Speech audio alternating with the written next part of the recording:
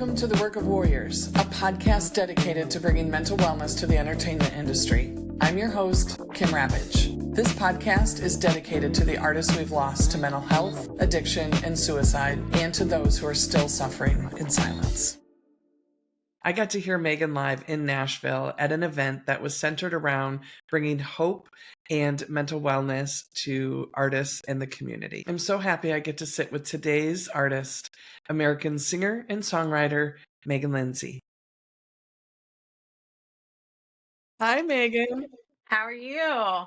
I'm great. How are you? Good. Sorry, I was trying to get all my ducks in a row. Oh, my ducks still aren't in a row. They're still not there, but we're working on it.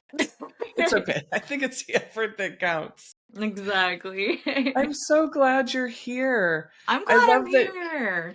I love that you emailed me and said you'd log on in 2 minutes because 21 Pilots has a new song on their new album called Midwest Indigo. Yeah. And one of the lines is, "What's your ETA?" And then he says 2 minutes. And so nobody ever asked us a question, "What's your ETA?" without us saying 2 minutes. 2 minutes. 2 minutes. I'm like, it was probably more like 5, but that's typical fashion for me. Yeah. Well, you showed up in your happy sweater. Love that. Nice, Super right? Cute. Love it. It's a whole set. There's pants and everything. Cute. So thank you for being here. Let's just start there. Thanks for having me. Of course, most people that have a passion about mental health, especially artists, but I think everyone who has a passion for mental health has a story and has their own experience with it. Yeah. And so I'm wondering either why you said yes, or if you're willing to tell us what's your story, what's your experience? Oh man. Well, I mean, it's a journey, right? It's been my whole life. I think for me, it's just like I think COVID is kind of when I really I think probably it was at the time when I had enough time to just be still and really I don't know, learn about myself, I guess you could say, for lack of a better term. But I really learned a lot about myself during COVID, and I realized that I needed to be medicated. And for years I had avoided that. I don't need that. I'm strong. I don't need anything. And it changed my life. Like, I am like a total 180 since I came to terms with that. But really, it's just been a journey, a lot of up and down. I'm in the industry, so it's a lot of, I've dealt with body dysmorphia and eating disorders and depression and anxiety and just all the things throughout my whole career. I mean, even since I was a kid, to be honest. But it's definitely something I've come to terms with, and I feel empowered by it now. Just having learned what I've learned, and I feel like I have a hold on it now in a way that I don't let it rule my life. Part of my journey early on, when I started Lexapro, and it changed my life. And I don't need to take it now for various reasons. However, when I took it, my first thought was, why did I not do this sooner? That's exactly what I thought. Yeah, I think I was afraid of it, and I think there's a lot of stigma around it. And I hadn't really I don't know, the way I looked at it was, I looked at it as bad, or like a crutch, or like I wasn't a strong person if I had to be medicated. I started a low dose of Prozac. I realized it's something that I can't control. Like, I used to think, oh, I just need to be positive. I need to be happy. I need to, and I do all those things. I practice all of that, but it was a chemical imbalance, legit. I could feel it.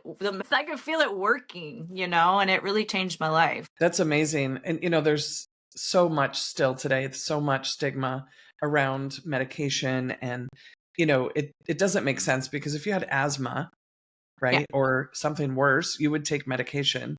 But we still have this judgment, which is why I think these conversations are so important. There's Absolutely. Healthy, normal, fun, exciting, talented, successful people who are doing lots of things to care for their mental health. And there's, 500 ways you can do that. And medication is one of them. And you can choose to or not. I oddly had a very bad reaction to a small dose. Well, it was too big of a dose for me. A bad reaction to Prozac. Yeah. And it Everyone's hijacked. different. Yeah, it hijacked. So you have to work with someone who knows what they're doing. Yeah. And you have to be patient, and you have to know that it is a chemical imbalance that you're not necessarily going to get it perfect the first time, and that's okay. And it's not you, it's just science. Absolutely. Yeah. I've Yeah. learned all this. Yeah. Yeah. So do you want to share a little bit about your experience in the industry? Sure. What do you You're want to a know? singer and songwriter. Well, you're a singer-songwriter. I saw you in Nashville at the Hope for the Holidays event, Yeah.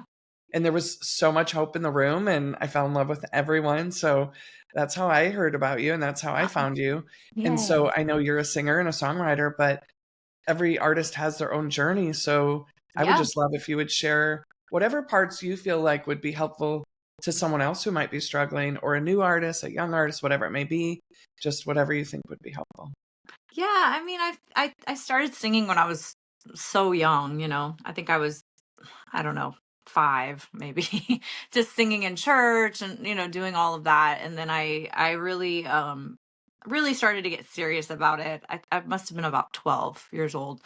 I think I was actually decorating the tree with my mom. I remember this. And Dolly Parton Hard Candy Christmas came on the radio, and I was singing like at the top of my lungs. My mom turned the radio down and she was like, "Oh, like you sound really good." Like she's like, "I think you might have something." So that was kind of like the first moment that I was like, "Oh, I could be a singer." So I really started, like, I put a band together and started playing shows, and I started writing at a young age. I started coming to Nashville when I was in high school. I made a record here. And then I moved as soon as I turned 18. Which was great, but also very, very hard. I think it's hard to leave home, as I mean, you're like a kid, Like I had just graduated high school and my mom helped me move. She drove with me up here and got me an apartment and help me get set up, which was, I know not everyone has that luxury. But even as soon as she left, I mean, for weeks I remember just crying myself to sleep because it was, it's hard to be on your own and not know anyone. And I was going to Belmont for a little bit. I lasted for a little while. But I just, it was a struggle, I think. I think that the other thing I think that isn't talked about as much as it should be is just being a female in this industry. I had a moment the other day. I was looking at photos of when because I was in a band called Steel Magnolia. And we were very, very young when we started. I think I met him when I was 20, and we were dating and we were making music, um and it was an exciting time because everything was new, right? We were making all these cool songs. And I remember looking at a photo this was like literally last week. I was looking through old photos, which I never do because it's a very painful part of my past that I don't try to I try to not look at those photos or think about it, honestly. But I was looking at pictures and I looked at myself and I was like, oh my God, like I was a child, like I was a little girl. I was not even fully grown when we were doing that. And I really had like it was emotional because I was like, I almost healed something in me because I realized that, like, this person that I've blamed and I've been mad at, and it's like she was a little girl, like she was just like a kid trying to figure it out. So it was a struggle, but I also realized, like, just all the compromising positions I was in, and men in power that, like, took advantage of me, and just the industry as a whole that takes advantage of you when you're that age. I mean, that was hard, and that's a lot of stuff that I trying to, I try not to dig it back up too much, but when I do, I realize I'm like, oh, I was just a kid going through all that and trying to figure it out, and I had to forgive myself for a lot of things. Yeah. That got Well, really deep, sorry. But oh gosh, please don't apologize. These are the conversations that I want to have. And I'm just thinking, like, okay, I'm switching from my podcast hat to my coach hat, yeah, because what you said a couple of very profound things. I'm not even sure you realize how profound they are. But you said you just said I have to go back and forgive that version of myself. But you had said that person I was so angry with that I was blaming, you were talking about yourself, right? Yeah. Yeah. And that Yeah. is so much of the mental health healing process. Mm-hmm. And I do a lot of somatic work, so body work in my coaching. And that is a lot of what I teach is how to go back and to reconnect with younger versions of yourself. And, the other profound thing that you said was it was emotional. But I think it healed something in me. And I was like, yes, because that is how it works. When you allow Yeah. yourself to feel on behalf of those parts that were crushed and to forgive yourself for surviving or doing the best you were doing with the tools you had at the time, that's the work. That's huge. And that's really powerful. And so when we grieve or even have anger, it's healing. It heals our nervous system because Yeah. it's like we have these little parts inside of us that are like, hey, don't forget about me. And then they just try to kind of seep out sideways and, try to, get attention in their own way. And so when you go back and do that, I mean, that is powerful work. Yeah. And I didn't even realize what I was doing, to be honest with you. Right. Like it just That's came. why I wanted to talk about it. I just came across this photo and I was like, oh my God. Like I had been like burying that so deep and I haven't really like looked at it or come to terms with it really or like dealt with it in such a long time that when I saw that I was almost taken back because I was like, oh wow, like I was a kid. Like I was so young.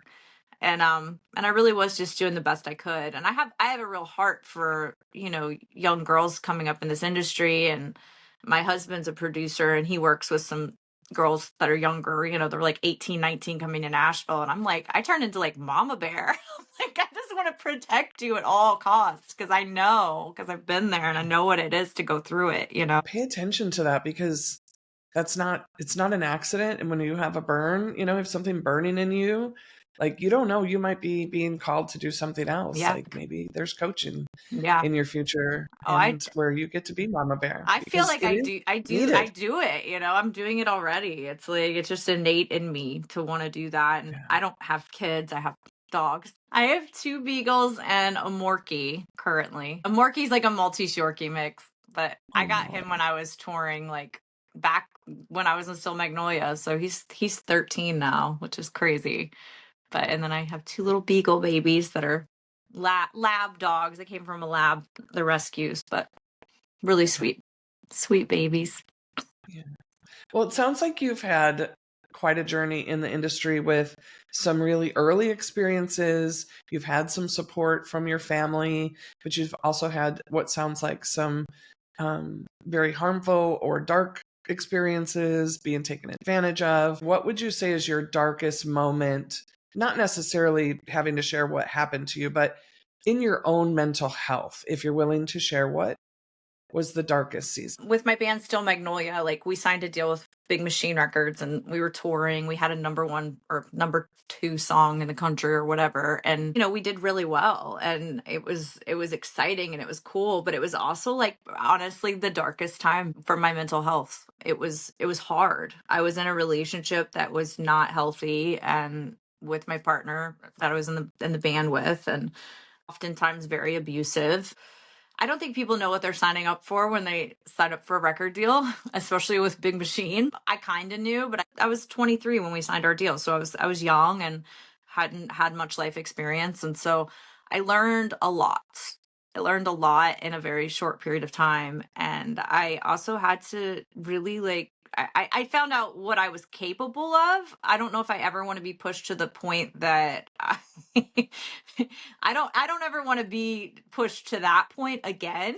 However, I did learn a lot from the experience. I think, having to balance, this not so healthy relationship and while also our career is blowing up, and doing all the tours and the interviews and the travel and being on the bus, we were gone. I think we were gone 200 days. The first couple years we were just gone, Right. on a bus and flying everywhere. And it was exhausting. I was able to do it more probably because I was young, but it was exciting, but it was hard. It was really hard. It was hard because he was not okay. And, he's had his own struggles and been to rehab and, is dealing with all of that. But I was trying to keep the train on the tracks, and it felt very heavy. Like I felt like I was carrying the weight of the world, trying to make everything, just keep everything afloat, and that was a lot of pressure. Yeah. Yeah. I'm so glad that you said that, because you said, I don't think people realize what they're getting into. Yeah. And, you talked about Big Machine, but I think we could apply that to, and this is another reason why I'm so passionate about this, is we're teaching a young generation of people that if they go viral, they'll be happy. Right. And and I know, going viral is not what makes you happy. No. Getting a record deal is not what makes you happy. Hitting the biggest stages is not what actually does it. Would you No. agree? I agree. Yeah, no, totally. Because I mean, I've done it. I've done a lot. I've done a lot. Like I did The Voice. I was on TV every week. Like I joke all the time, and it's not even a joke, really. I probably, I tend to use humor to deal, but I joke all the time about coming off The Voice and it being like, it's like a post voice depression. You're Yeah. coming off this huge high, and then you have to figure out how to, like, you're like, oh, I can't do all of this on my tour. I can't, I don't have the tools to do everything I was doing on this show. And it's just like there's highs and lows to all of it, and I think you have to find yourself somewhere in the middle and just realize and find the joy in all of it, no Mhm. matter what level you're at or what part of the journey you're on. I think it's all about finding the joy in the little things every day. I thought getting a record deal and having a hit and all that stuff was going to make me happy, and really I was more miserable than I'd ever been in my entire life. Thank you for your authenticity. Yeah. You said finding the joy is so important. And I also think having the tools, right? Like, I'm Yeah. not here to say, don't chase fame, don't chase Yeah. success. I want you to have it. Just don't want it to take you out. Right. And I think if we're going to have an industry that is going to have this level of demand on its artists, it's only fair to support them with care and support and tools all along the way. Yeah. Agreed. And I had none of that. I mean, I really didn't have any support. I finally, kind of towards the end when everything was falling apart, started going to therapy and trying to figure it out, but it was too late at that point for our career, as far as our career and like our relationship with the label and just our relationship with each other. Like it was just like everything was already so damaged at that point, and so I feel like I didn't have the tools going in that I needed, and I didn't really have the support. I only had people in my life at that time, and I had friends and I had my family. I had good people in my life, but I also, as far as from a professional standpoint, is like I had people that viewed me as a product. And so they didn't care about my mental health. They just wanted me to get on stage because it was costing them money. Or, I was sick all the time at that point. I ended up with a cyst the size of a grapefruit on my ovary. And I walked around going to, playing shows with that for I don't even know how many months I was in pain before I finally had that taken care of. I had to have like an emergency surgery. So physically, even, it takes its Mhm. toll as well. It manifests in that way, I think, when you suppress it for that long. But for me, it was like I was getting steroid shots like every few weeks because I was sick and I never let myself get better. So these, and these were my managers and my label and everybody is, oh, we got to get her a steroid shot. We got to get her, it's not like, oh, let's let her have a few days to like feel better. It's like, Yeah. no, she needs a steroid shot to keep going. I do think it feels like things may have be improving a little bit in that area. This was, 15 years ago. There was none of that. It was just like, oh, you got to keep going. Like, oh, you can't Yeah. sing tonight. Yes, you can. Just don't talk at the meet and greet, And so, it was hard. It was really hard. And I pushed really hard to get through that time, but it was, it was a detriment to myself to push that hard. Yeah. Wow. Well, thank you for just calling it out that you're seen as a product. You're Hmm. seen as an object. You're seen as a moneymaker, Yeah, right? you are. And yes, things are starting to change a little. A little. And I will say, I believe in part it's changing because what producers and managers are realizing is that it's actually cheaper to give them rest, to give artists rest and care Yeah. than to have them burn out or to have something tragic happen. Yeah. And so if, any producer or manager is listening, it does behoove us to take care of our artists. It's a win-win. You'll actually make more money and have healthier, more talented artists because they're in their genius. And you can't be in your genius if you're tired and hungry and exhausted and sick and have tumors on your ovaries. Like, you're just Yeah. not going to last. And that's not because there's anything wrong with the artist, right? Right. It's not We're sustainable. human. Just you're Yeah. human, Yeah. and it's hard. Yeah. Hard to It's be just not human sustainable. and, live within this machine, as I call it. Yeah. Yeah. Well, and that's, I'm hoping with one conversation at a time, the more we have collective conversations about the realities and about the importance of mental and physical health, that we can make some significant changes in the industry. Absolutely. There's a lot of talented artists like you who are suffering and don't have the tools and don't have the support and are going through similar experiences. And it's like you hit a certain point in your career in this industry and you just start to feel like you have to accept it, right? Yeah. Like, I don't want to lose it. I've come so far. Yeah. What'll happen if I say no? And then you lose your boundaries, Yeah. I didn't right? have And any then, boundaries. yeah. None. And I mean, I have my own thoughts, but what happens when you don't have your boundaries? You're doing whatever they say. Everything short of how to brush my teeth was told to me, and I just did it because that's what I thought I had to do. I was media trained to death. I mean, I like literally like would go to interviews and I'm just like saying nothing. And I'm like, I have so much to say. Why am I saying nothing? And then just the schedule, all of it. Like, if you look at just the schedule was not, no one could do what we did. I mean, we did it, but it caused damage, I think, in the long run. Um, going and doing radio at, 3 stations a day and then going to bed at 2 a.m. to get up at 5 a.m. to get on a 6 a.m. flight to go do 3 more radio stations and do it all again the next day. And then on the weekend, we're on the Brad Paisley tour and doing, those shows. It's like, it just was not, I don't know how anybody would do that. It's just crazy. Well, and it speaks to mental health from a perspective of looking at your nervous system. You were literally in fight or flight, right? You Constantly. weren't grounded. You weren't in alignment with yourself. You weren't attuned to yourself. You were producing and grinding.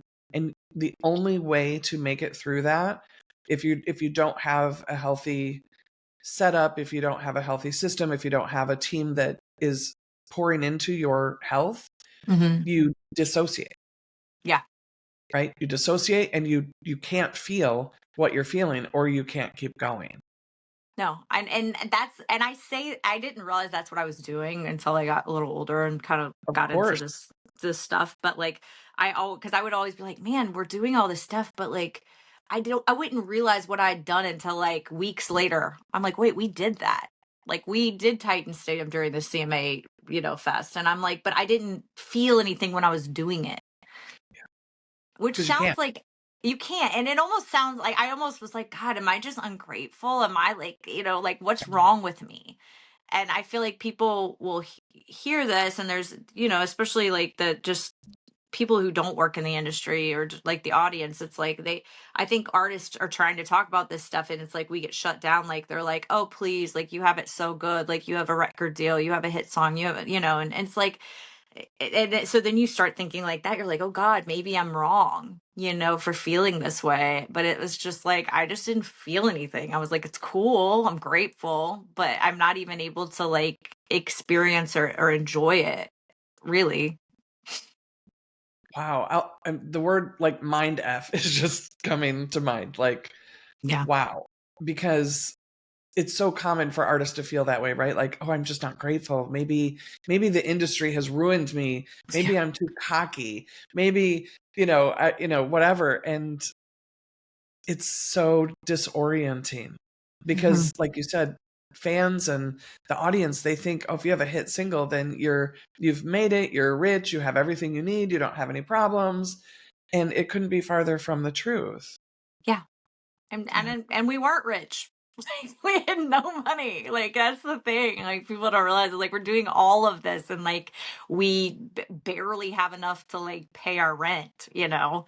Um, so that is, it is funny. It's like, I feel like it's either feast or famine in this industry. And it's like, you're either Tim McGraw or you're like, playing on busking on the corner. And if you're anywhere in between, it's like, you're not really, at that point, we weren't making enough to like barely live, even though we had a hit song. So it's, the goal obviously is to get to the point where you are Tim McGraw and selling out stadiums. You do have enough, but like at the time, it's like the label's fronting everything. You owe them money. It's everybody wants their percentage. Like it just wasn't, it was hard.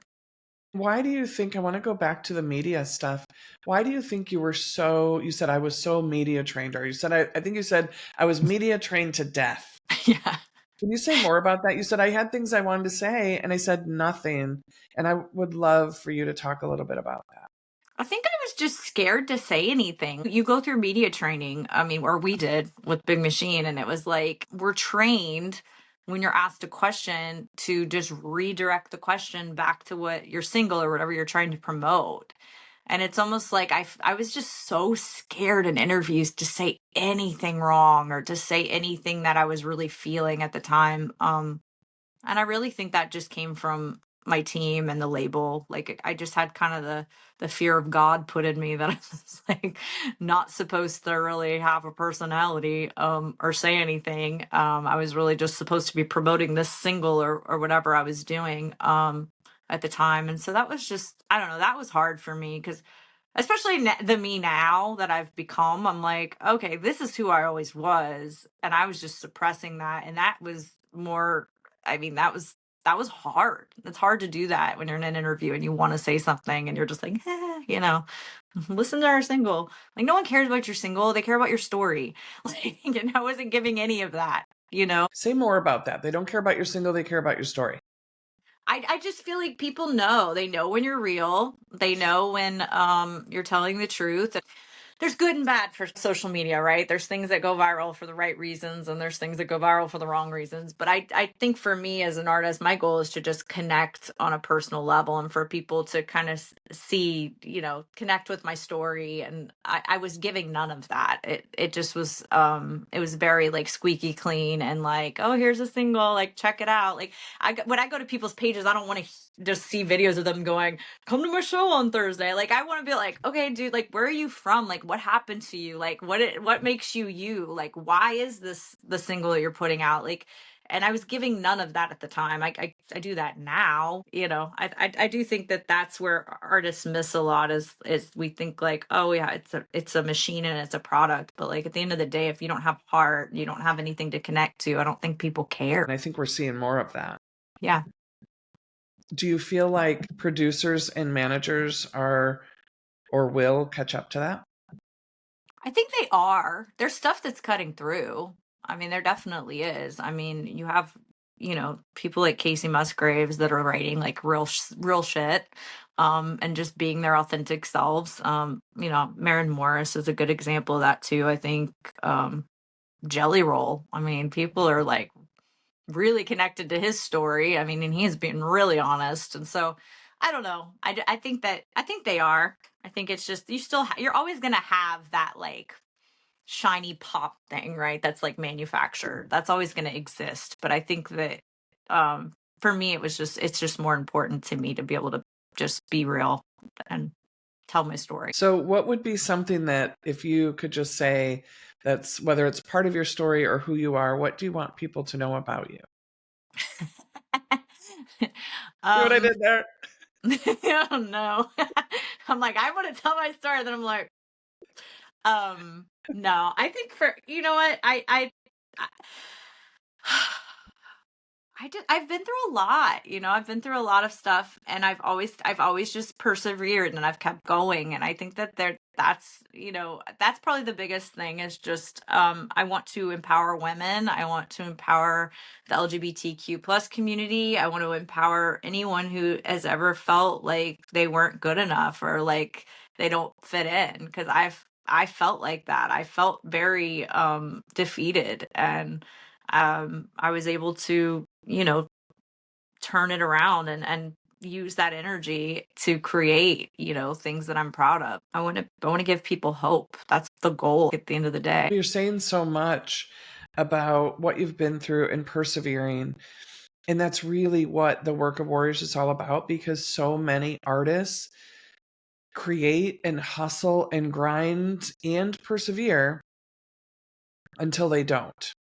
Right. Right. And so for those, especially people who have experienced trauma or complex levels of trauma, especially in childhood, we see that. And I was one of them. While I'm not an artist, I hustled my way. I built a business until it nearly took me out.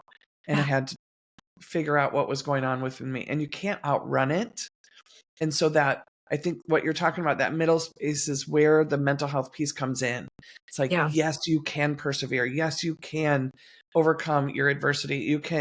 You are not your story. You are not those things that happen to you. And you need to take really, really good care of yourself, because Yeah. you are turning that pain into creativity, into art, into music. And it's beautiful and we need it, but we can't lose you in the process. And I tell all the female artists that I work with, like, I'm like, it's okay to like say no. Like, no, it's a complete sentence, right? It's okay to say no. It's okay to have boundaries. It's okay to take a break. Like that's those are things that I really pride myself on now. I don't do a whole lot of stuff I don't want to do. Like, I'm just being honest. Like I do, I sometimes you have to just do. Obviously, you have to do stuff you don't want to do, but I don't feel like this overwhelming like need to go to industry events that I don't feel like going to, or try to pretend like I don't know. I went to a few things last week, and one of the things I went to, I was like, ugh, I don't even want to be here. What am I doing? And I went home. Mm. Um, and I Okay. and I had fun at the other one because I gave up caring. Like I don't care what these people think about me. I'm just here to. I deserve to be here just as much as anyone else. My imposter syndrome is a whole nother can of worms, like a whole nother thing that I've come to terms with, and I still deal with, is feeling like I don't belong or I don't deserve to be where I'm at. There's a lot to be said for just doing things on your terms and saying no when you have to. Hmm. For sure. And you're in an industry that thrives off of imposter syndrome and thrives off people's insecurities. Yeah. Makes a lot of money off of that. And Hmm. for anyone, who's not in the industry, just being on social media can make you question yourself and your worth and bring Yeah. up all kinds of shame and all of your history.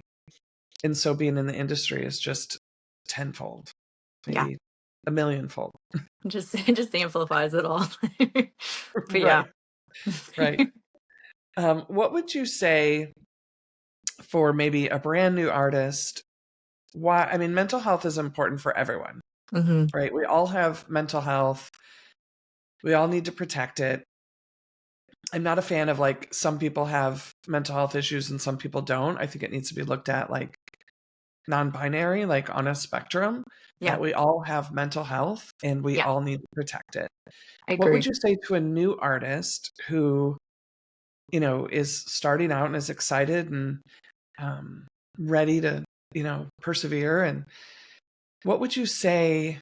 Why is mental health so much even more important in this specific industry? You have to be prepared for it. Like for I even when I was on The Voice, it's like there's message groups of people tearing apart my looks and the way that everybody on this one message board was talking about my resting bitch face, or I didn't look like I was happy to be there. And like those kind of things, like honestly, like, used to would have bothered me. I very much look at it now like I'm like they're not even talking about me. Like it's almost like I'm dissociated from that in a way. Like I'm like there's not about me. It's about, them and their Yeah. whatever they're dealing with.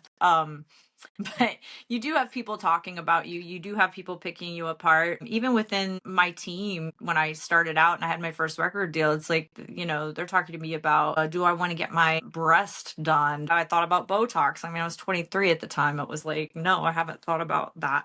Um, there's a lot of things I feel like you have to be prepared for. And for when you put yourself out there, people are going to judge you, they're going to judge every little thing that you do, and you just have to be ready to be like it doesn't for me it just at this point just doesn't even affect me. I'm being honest. Like there's very few times where there's something I'm like, oh, that bothers me, but like usually I'm like, it's their problem, it's not my problem. What you're speaking to, though, I think even more important to have your grounding, to know your values, to have your foundation.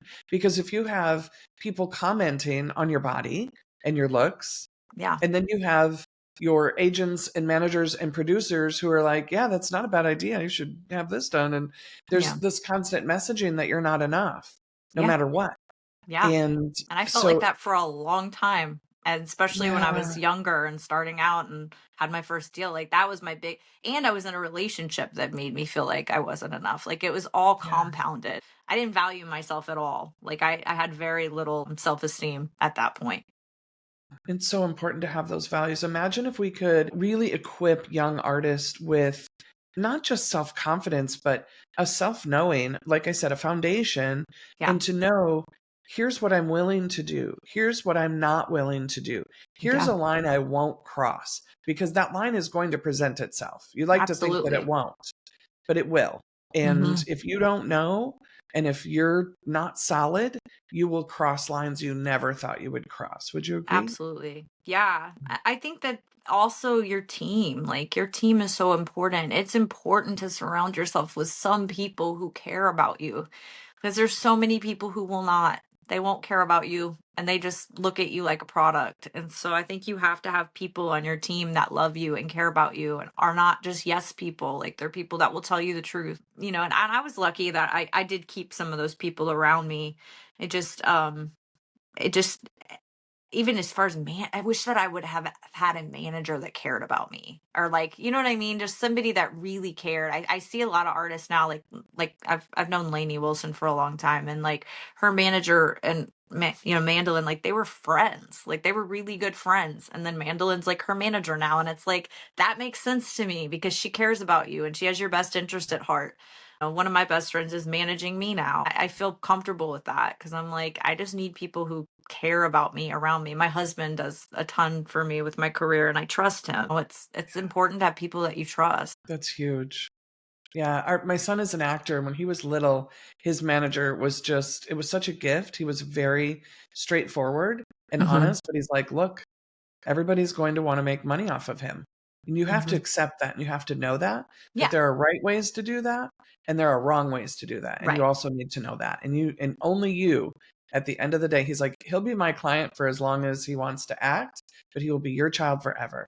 And Yeah. so at the end of the day, you have to make decisions that match your family's values that you feel okay with. Yeah. So even people to tell the truth, right? It's like a Just to manager. tell the truth. Yeah. How about that? How about that? We would have thought. I think too, just being able to separate it, like, yeah, you are a product. Yeah, you have, that for me has been a huge thing too. Cause I'm like, oh, I'm this one thing, right? I'm just this artist that gets on stage and I sing songs and I like write songs and this is what I do, but it's not who I am.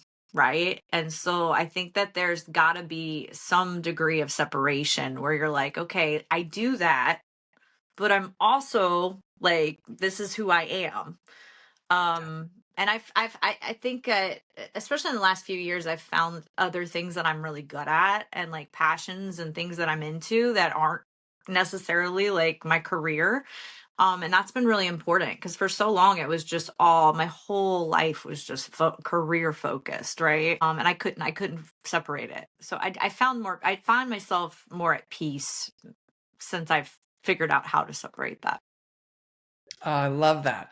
That is one of the things that I talk about when I speak, but also with my clients, like, well, even if it's making music that you're not going to put out into the world, that it's just for you, but Mm-hmm. having other activities that have nothing to do with you being in the public eye, Yeah. that are just for you, and play and other forms of creativity, and singing and dancing for yourself as opposed to other people is Yeah. also just as important. Yeah.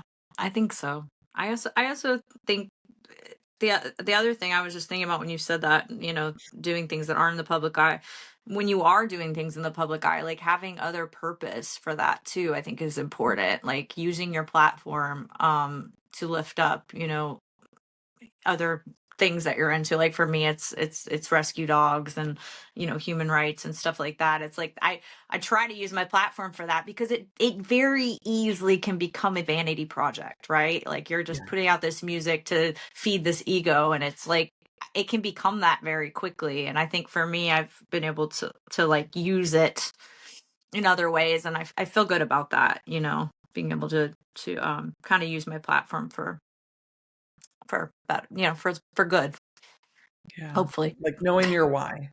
Knowing your why. Yeah, it's having a purpose, I think there has to be a purpose to it. Otherwise it becomes, why are you doing it, Yeah.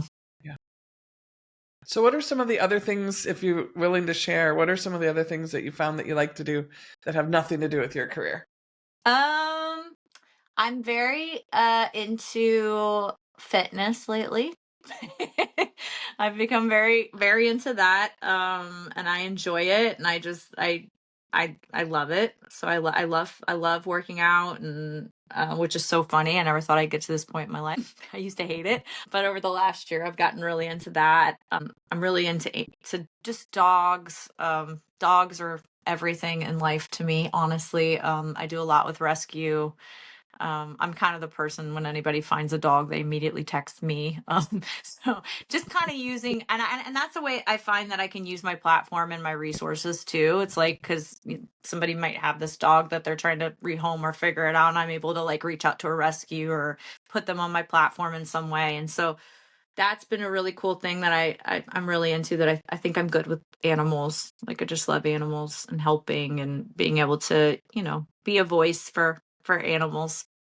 That's I been a cool love that. thing. Fashion. I love fashion. Love it. Love it so much. Really into that. I end up dressing so many of my friends all the time. Like they just come shop in my closet and I style them, and it's fun. Like I just do that for me because it's fun. Again, so important just for you. It's so important. Like Yeah. we don't want to downplay that. That's everything because it makes me happy. It brings me joy. It brings me joy. Yeah, I love dressing my friends. It's so Yeah. fun. Yeah. I like dressing myself too, Like I get joy out of that. I don't know. I'm good at planning. I'm good at putting stuff together. I think just years of being on the road and being like, I had a record deal for a while, but I've been independent for a long time too. And so like I've had to learn a lot of things. Like I'm like, oh, I would be a really good manager. I would be a really good tour manager. I would be a really good travel agent. I would be a really good. I wear a lot of hats, I've Yeah. definitely I've definitely found my strength from doing so many different things as an independent artist. So the Shindellas. Yeah, they're my girls. So they were on, and they had just come off a tour, and they were just recapping and learning all the little lessons they learned. Like turns out you don't want to pack 12 hoodies when you go on a tour.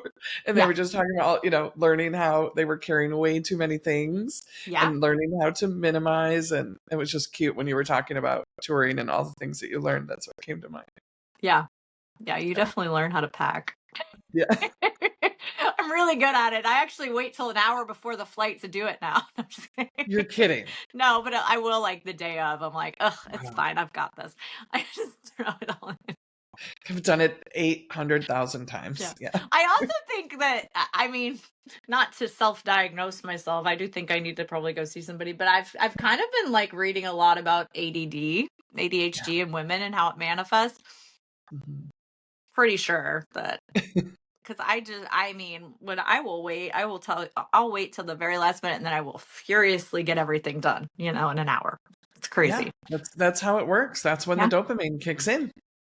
Mm-hmm. That's That's why how I live my I life. hate that it's called a disorder, right? Yeah, isn't It's that just, crazy? I know. Because I'm like, I've just always been like this. I think that that's just how I am. and it's just different. It's just, there's neurotypical and there's neurodiverse, and neither is right or wrong. And Yeah. I think just self-knowing is the name of the game. Like, who am I and how do I tick? How does my brain work? How do I function at my best? Yeah. And how do I put in systems and tools to help me live in my genius and in my highest self? Obviously, I have my days and I'm not perfect by no means, but I definitely feel like I'm at a really good point with that. Just like I know myself pretty well. I've come to terms with a lot of things. I've reckoned with a lot of things. There's still work to be done. There's always work to be done, obviously, with all of us. But just the people I surround myself with now and the way that I operate, and I don't feel pressure from people anymore like I used to. I just Mhm. do my thing, and I have boundaries with people, and if you don't bring me peace, I can't do it. There's people I've had to cut out of my life that it just was too much chaos, and I'm like, I can only deal with so much, you have to choose where you're putting your energy. And so I'm in a really good spot, I think. But it took years, and it took years of like learning and practice and figuring it out, and and there's a lot to be said, what we talked about earlier, was just forgiving your younger self because you didn't have those tools and you didn't know any better. And so Mhm. that's the part I feel like I'm delving into now. I love that. If had someone come to you early on when you were 23 Hmm. and told you what you've since learned. So they said, okay, this is going to be hard, but the more you take care of yourself, the more you have boundaries, and they had tried to speak into you, would that have changed the trajectory of things? I want to think so. I hope so.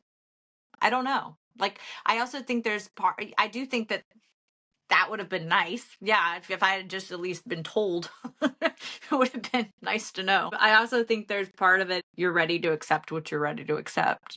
When the Yeah. student is ready, the teacher will come. What would you say to an artist who's listening to this and really struggling? And this isn't a replacement for mental health treatment, of course, but what would you say to somebody who's listening and they're just ready to throw in the towel, whether literally or figuratively, in their career, in their life?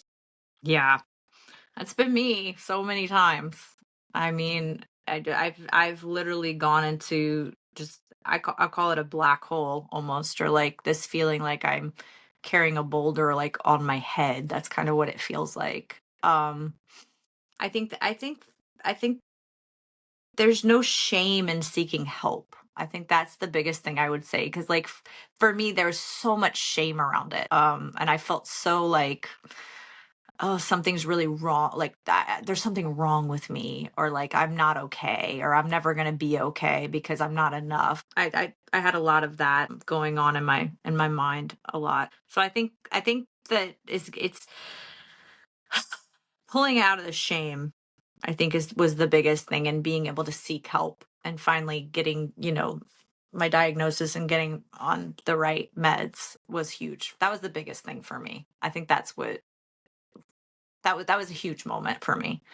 So yeah, I would say to just it's it's hard to tell someone going through that, like, it's gonna get better, like, you're gonna be okay. Like, no one wants to hear that when they're in that. I mean, that's just the truth. That's how I always felt anyways. And sometimes we don't care when we're in that dark You hole. don't care, and it's hard to pull out. It's really hard to pull out of it. I would isolate a lot. Like, whenever I get into depressive episodes, I just I don't want to talk to anyone. I don't want to see my best friends. I don't want to see my family. Like, I just go kind of into myself and want to be left alone. And I don't even know, to be honest with you, I don't even know how I pulled through some of those moments. Sometimes I just had to sit in it to get out to the other side of it, you know?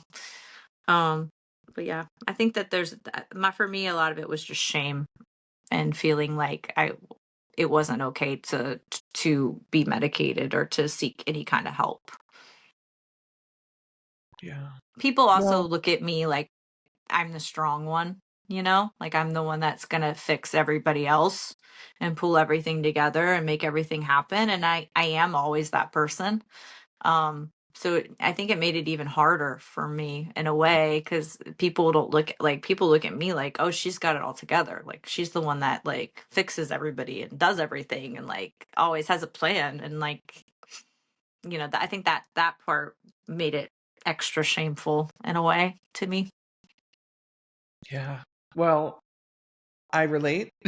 I was a therapist and had Yeah. built a 6-figure practice and was really good at helping people. Mm-hmm. And along the way, without even realizing it, even being trained as a therapist, still lost myself. Yeah. And so talk about the shame of, wow, I don't really want to help people if I can't help myself. Yeah. And the shame that comes with that. But for me, it was learning how to regulate my nervous system, learning that those depressive moments and those anxious moments were, a tidal wave that were coming from within me that were part of my story. And so Right. for me, that somatic work of learning how to regulate my nervous system, once I learned that and felt so empowered, I was like, I'm never going back. Right. Never going back. And then what happens is then you learn, and you talked a bit about this too, and I'm not sure if you made that connection, but you talked about having to let people go. Like you start to realize when you're attuned to yourself and what makes you feel alive and what makes you feel terrible or makes you feel ashamed, you start realizing I can't have this substance in my life. I can't have this person in my life. I can't have this level of work. I can't have whatever it may be. Anything, I'm in a season where anything that takes away my peace, it has to go. It has to go. And It that's has where to go. I'm there too. You only have so much energy and you can only give so much to so many things, And so I give back in my own ways, but I do it in a way that it's not a detriment to me, Yeah. I give because I want to give and I enjoy it and it brings me joy. I just said something to somebody the other day. They were talking about, I'm the one who shows up for everybody and I'm the one. And I was like, okay, let's just clarify. There's a difference. There's a difference in giving from a place of authenticity, from a grounded place with a regulated nervous system that says, this brings me joy. I authentically want to show up, as opposed to, what I consider a trauma response where you're giving from an empty cup because you have shame if you don't show up. I don't. Those are two Very entirely different different experiences. And I feel like people there's some sort of like what's the word? Like there's some sort of like valor in like being like the person that always shows up and doing the thing, just always being that person. And it's like that I've had to realize that doesn't like I don't know. It's not always associated with like something good. You know what I mean? Like I would just be the person that would always give and always show up and always do the thing because that was just what people expected me to do. But yeah, there's a clear difference. Yeah, how many times did you show up and then afterwards you're like, oh, thank God that's All over. the time. All the time. Right, we don't want to do that. And I would leave, I leave social. I'm very much an introvert. Like I'm an extroverted introvert, but very much like I have to have my time by myself. I take a bath at night. I like to just chill and just like get grounded and find my peace. And like, I don't like, I love people, but I also like feel energy very strongly. And so like when I'm in a big group of people doing stuff all the time, it drains me.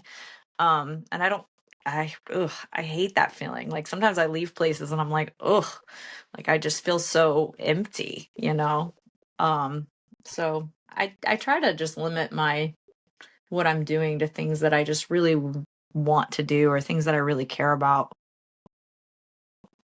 It's such a power move that we are not talking about and we are not training people to do, because that is your body communicating to you. If you really listen, your body will tell you all the things that you need to be doing and where you're supposed to be, because it's communicating. Like, you leave drained. That wasn't for you. And how do we limit that moving forward? And how do we, center our schedules around things that lift us up, that light us up? Yeah, for sure. Yeah. Yeah. Okay. Questions. Rapid fire. 3 non-negotiables for maintaining your mental wellness? Non-negotiables so for me it would be boundaries with people. Being I find time every day to meditate or just find my grounding. I ground every day too. Like I'm like I have to touch grass every single day, right? Like if I have to. Um so grounding and meditation and just the people around me. Like I just only want people that fill me up. How many people is that for you? It's a handful, like I've got it's a small circle. I'd say my husband, my manager, my best friend, my family, my mom and my dad and my brother. But it's the list is small. And it changes through life experience, It doesn't it? does. Like you think you need all these people in a big community, and really it's like you need a strong community, and that can be just two people. Yeah, Really, it can be so it can be small very as long small. as it's Yeah. solid. I don't need to be, I used to feel like I had to be friends with everyone. You don't have to be friends with everyone. You can be nice and cool, but you don't have to be friends. Sure. Anything else that you want to touch on for anybody who might be listening that you wish you had known? What's one more thing that you would want to say? For me, it's always directed, I guess, just because I'm a female, I always think about young girls coming up in this industry. But I found, like what I was talking about, like I really enjoy, working out now. And I never thought I would. I think that my mindset has shifted about my body, especially in the last year. I've been working with a trainer who's actually, her whole mission is love your body and at every size and at every stage. Her name's Danny D Fitness is her name on Instagram. But I know Danny. I've met do you know Danny. I Danny? love Danny's her. great. Yeah, I don't know her well, but we've Yeah, chatted. I love she's her. awesome. Yeah. So I think for me, it's just like I've shifted I don't weigh myself anymore. I've struggled with an eating disorder. I have struggled with body dysmorphia. So I've learned like I know my triggers, right? Like I know I can't weigh myself. I'm not working out to be skinny anymore. I'm working out because I enjoy it. I want to feel good. And I think that's so important because there's so much pressure on us as women and young girls coming up to be skinny. And like and some people are just naturally skinny, and that's a whole nother discussion. But it's just for me, it was just always about that. I've struggled with it my entire life, and it has it has been detrimental to my mental health. Just being just picking my body apart to the point that like I just couldn't find anything that I liked. I still have issues even even now. I'm like I'll look at a photo, I'm like, oh, that's what I look like. But like I can't see it for myself, or I feel a certain way about myself because that's how I've always felt. I don't know. I just feel like I've come a long way with that. And I think that um it's important to work with somebody too. I think that focuses on that when they're training you, and it's not just about like cutting weight and being thin and like getting ready for an event or like a photo shoot or whatever it is. It's like my whole life was this. It was like, oh, I'd lose a bunch of weight to do the ACM carpet, and then I would like binge eat and gain it all back, and it's just been very up and down. But this last year I think I really have a way better handle on it. So No, I'm so glad I asked. That was very important. yeah, I knew I And wanted to so say something about relevant. that. I forgot that I wanted to talk about that, but it is important. It's like, and it's not talked about enough. I think there is so much pressure on young girls to look a certain way. The industry is lucky to have you as a mentor Thank you. and as as an example of not only like I have it all figured out and my mental health is great. That's not reality. Yeah, I'm a coach and I can't say that. But we have the tools and we have the skills and we have the self-love to, choose healthy habits to, maintain our wellness. Yeah. So I'm glad you're a warrior, and I'm glad you're here, and I'm glad that the industry has you. Thank you. And that young artists have you. Thank you. Yeah, thank you for being here. I'm glad I'm here too. I love talking to you too. I Well, really appreciate you reaching out to me about this. thank you for accepting the invitation. Absolutely. All right. You Take too. care. Thank you.